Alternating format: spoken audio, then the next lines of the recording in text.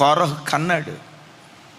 ఆ మాట నేను అనలేను, కానీ వాని పాపాన్ని బట్టి దేవుని ఉగ్రతకు గురై పిల్లలను అనాథ చేసి వెళ్ళిపోయాడు. కనటం అయితే కోరహు కన్నాడు, కానీ తన పిల్లలకు ఏ న్యాయం చేయలేకపోయాడు. న్యాయం చేయకపోగా వాళ్ళ ఒడిలో శాపం వేశాడు. అయ్యా కోరహు కుమారులారా, మీ నాన్న మీకు ఏమి ఇచ్చాడు? ఏమిచ్చాడయ్యా? కొబ్బరి పీసు కొట్టం. ఏమిచ్చాడయ్యా మీ నాన్న? బూడిద తప్ప ఏమీ లేదయ్యా. మీ నాన్న సంపాదించి పెట్టిన ఆస్తి అంతా ఏమిచ్చాడయ్యా?